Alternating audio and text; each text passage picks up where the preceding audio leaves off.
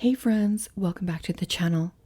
This was a bit of a crazy week, so I thought I would just show you two meals that are staples in my weekly cooking, and they're excellent for eating on a budget. And the first meal that I cannot live without is a breakfast scramble. And sometimes I eat this for lunch or for dinner as well, but it's basically made up of a protein and whatever vegetables I have in the house or that I feel like eating at the time. Sometimes I use eggs and sometimes I use tofu. Eggs have been still twice as much as they were before. I know one of my viewers said that they had gone back down where she lives, but they are still very, very high in my area. So I haven't been buying eggs at all. I've just been using tofu. But tofu and eggs are interchangeable in all of my breakfast scrambles.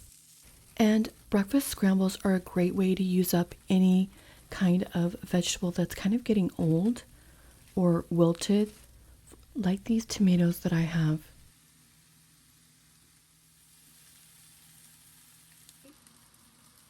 And I added some homemade adobo seasoning to this, and I'll show that in the next video. I was planning to insert that here, but I just ran out of time with this video.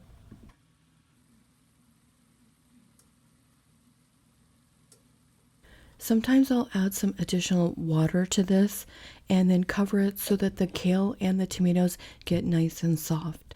This week I had a sweet potato, some kale, and a Kamado tomato. So first I cooked my sweet potato in the microwave for a few minutes and then sliced it up.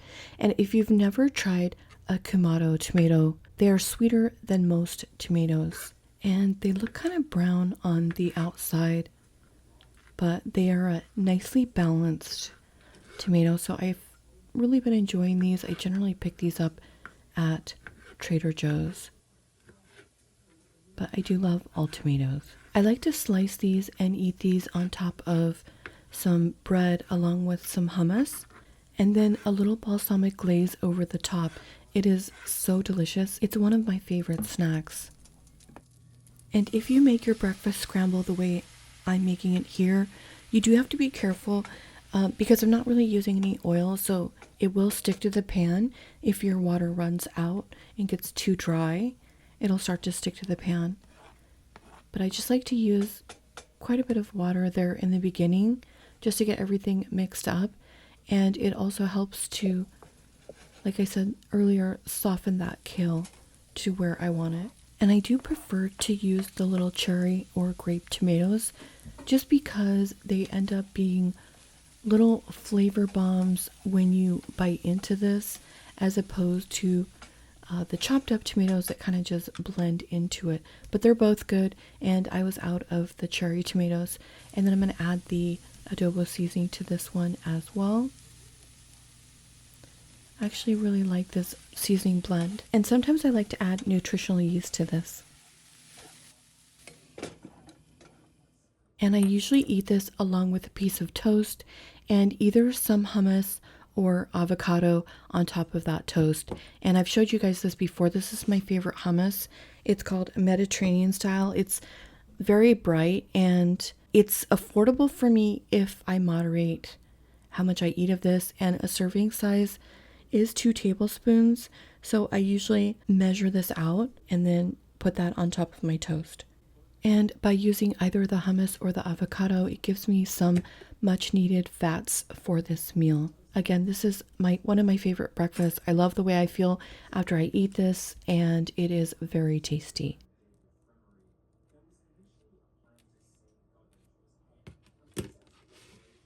I took a 1-week vacation from my job at the end of February, and I've been wanting to tell you about it because it was so much fun. I decided to do a staycation, which, if you're not familiar with that term, it basically just means a vacation where you relax and enjoy time off, but stay at home or in your local area instead of traveling to a distant destination. It's a way to recharge without the stress and expense of travel, and it gives you a chance to explore your local area and enjoy things that you might not do on a day-to-day basis. And if you watch my channel, you already know that I'm a foodie. So I selected 2 restaurants that I wanted to eat at during the week The first one was Din Tai Fung. I've been wanting to go there for a long time, and they can be kind of hard to get into because they're always so busy, but we went at an off time and we loaded up on these small plates. And one of the things I realized when I ate at the two restaurants was how inexpensive all of the food that I actually ate was. I could easily make all of the stuff at home on my channel and probably include them in a budget video. I've made dumplings before and they are super easy, and they've really just perfected the technique of making these dumplings, and then they make them in several different ways. So they just roll out the dough and then they fill it. And sometimes, like with the soup dumplings, they add a little broth in there. So anyway, it just really inspired me to try to become a better cook at making some of these dishes. And this green one was a vegan dumpling and it was so tasty. I definitely want to try making that. And then we tried this place that has been on our bucket list for a long time, and that was Joey in Newport Beach. They actually have restaurants throughout the United States. We ended up really loving this restaurant. The service was amazing, and they gave you all kinds of complimentary things. Like they let us try this peach Bellini, and they have this complimentary champagne when they greet you at the front door. We ended up ordering this Korean cauliflower appetizer, and I really enjoyed this, and my son loved it as well. I'm probably going to try to make that on my channel. I could make that very inexpensively. Even my son loved this dish. And we kind of went at an off time. I think it was like an early dinner hour, and there wasn't a lot of people, but we sat on the patio and he ordered this chicken, and it was over this delicious kale mixture that he loved. And I ordered this tofu lettuce wraps, which was delicious. So I know I have a lot of viewers in Southern California, so I wanted to mention Joey's just in case you ever have, like a special occasion or anything. And then they also had an open kitchen, which both of the restaurants that I chose to eat at this week had an open kitchen concept, which I thought was kind of fun. And then I also discovered this dairy-free salted caramel cluster cashew milk, and I almost kind of wish I wouldn't have discovered this. It is so good, and I cannot believe that the first ingredient is cashews, which actually makes me really happy. This tastes exactly like ice cream, so I was super excited to discover this, and I thought I would mention it in case any of you need to have a dairy-free option. Anyway, I also read some books and watched some movies, and I just had a very self-centered vacation. And if that seems like an odd term to you, then you're probably not a mother. And I think the fact that I budget so hard week in and week out made it just even sweeter to be able to go and enjoy myself that way.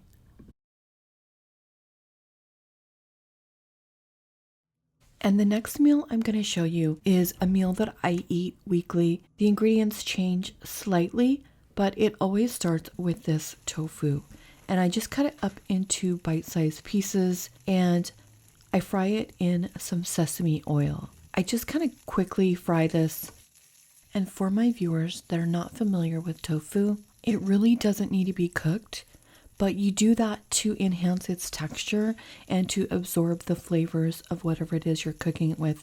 In this regard, I'm just wanting to firm it up a little bit and also absorb some of the sesame oil and the seasoning base that I'll be adding later. Okay, so for my vegetables today, I didn't have very much in my fridge. I have some mushrooms that I wanted to use up, and some carrots, and also some onions. I love onions in stir fry. I also love celery, but I'm out of that. I actually don't very often put mushrooms into my stir fry, but I was running out of veggies, so I'm just using what I have left over. I actually do like mushrooms in the stir fry, but yeah, they're just not usually in my house. So I started a seasoning base here that I'm going to add to the vegetables, and I put a small amount of sesame oil and then some low sodium Kikkoman soy sauce, and then just a touch of maple syrup. Over the years, you guys have probably witnessed my development and favor for certain kinds of foods, and this maple syrup is one of those. I had originally tried this, I think, over a year ago, maybe it was 2 years ago at this point, but I never realized how much I would love maple syrup. And I also love it for another reason. I love the fact that it's a natural form of sugar and that it raises your blood sugar less than regular sugar. And I am trying to go more towards natural ingredients these days. So adding maple syrup to my pantry was just another way to do that. I know that not everybody can afford maple syrup, but I will say that this one bottle really lasts me a long, long time. If you don't have maple syrup, just use brown sugar. And if you don't have brown sugar, use white sugar. You might have missed it, but I did taste this and realized I needed just a touch more of the soy sauce. You just want to balance the sweet and salty taste to your liking. For me, the quality of the stir fry is really all in how well I cook the vegetables, and they have to be very precise. For my mushrooms, I like those to cook the longest. I like them to kind of be a little bit brown by the time they're finished. And then for the onions, I always add those in as one of my first vegetables because it takes a little bit longer to cook, but I'm still at this point, there's only going to be a couple minutes until this is completely done. I'm using my wok and I'm cooking on a very high temperature. I'm going to want these onions to be a little bit crispy, but tender as well, kind of al dente. And I have these peanuts that I may have shown you before. I picked these up at Aldi. These are about $2.55 a bottle, and they're about 20 cents more at Walmart. But I love having these in the pantry because I use them frequently in the stir fry. They're also good for other uses, like if you're making peanut butter noodles or that peanut butter ramen dish that I made that so many of you loved. Or you could even use it to make some homemade peanut brittle. But I love keeping these in the cabinet because they last forever. And then I just use a tiny amount in my stir fries. And I do make stir fries like weekly. This is one of my main go-to meals. I love it for lunches. I love it for dinner. I could easily eat this like 5 to 7 times a week. And it's great for using up whatever you have in your fridge. And as I was just saying, the trick to making a really good stir fry is the cooking process. You don't want to cook it so long that the vegetables release all of their liquid. If you've ever been in a Chinese restaurant, you know how delicious the texture of the vegetables are. They almost all know how to cook them perfectly. I always have to make sure that I don't overcook it. And I usually like to have broccoli in my stir fry as well, but I am out, so I'm just making do with what I have. Sometimes I get people requesting low-carb budget meals.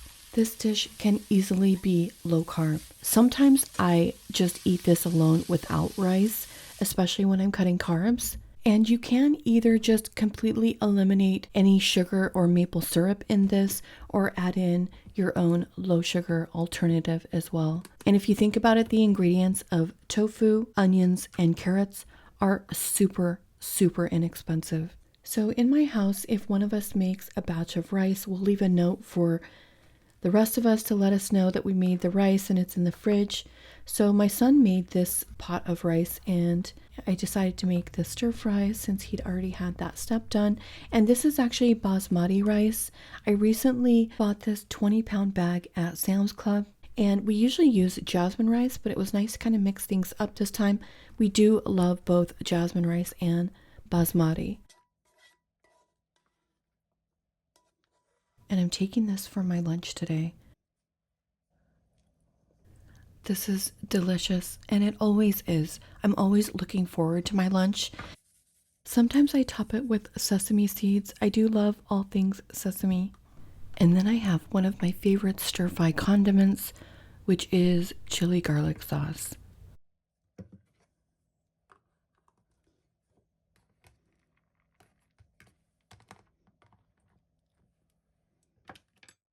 Sometimes I'll add just a few drops of the sesame oil to the rice and the top of the dish. And then that way when I microwave it at work, it just smells so amazing.